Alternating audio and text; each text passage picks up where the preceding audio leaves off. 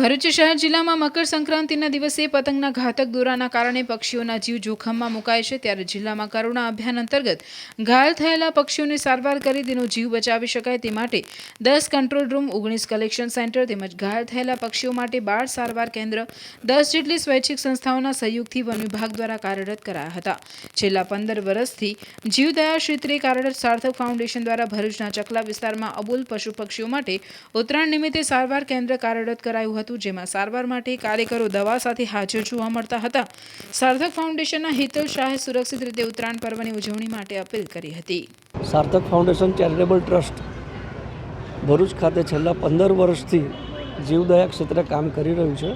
લલ્લુભાઈ ચકલા ખાતે અમે પક્ષીઓને ઉત્તરાયણ દરમિયાન જે ઈજા થતી હોય છે એની ટ્રીટમેન્ટ માટે અમે કેમ્પ લગાવતા હોઈએ છીએ અને ખાસ જનતાને એવી અપીલ છે અમારી કે સવારે 9 થી 5 જ પતંગ ચગાવશો। સવારના સમયે એ લોકોનો આવવા જવાનો સમય હોય છે, સાંજે પરત ફરવાનો સમય હોય છે, જેથી એમની પાંખોને ઇન્જરી ના થાય, એ લોકોનું મૃત્યુ ના થાય।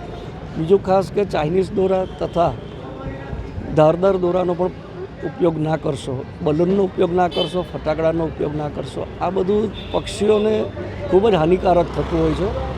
તો આપ સર્વે જનતાને વિનંતી કે આ સૂચનાનો શક્ય એટલો અમલ કરશો, જેથી એ માનવ જાનહાની અને પક્ષીઓની પણ જાનહાની આપણે બચાવી શકીએ।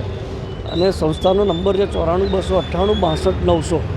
તો આપ અમને ફોન કરીને જણાવી શકો છો કોઈ પણ જગ્યાએ ઇન્જર પક્ષી હશે કે પશુ પક્ષી ગમે તે, અમે તેની ટ્રીટમેન્ટ કરીને એને યોગ્ય સારવાર આપી શકીએ।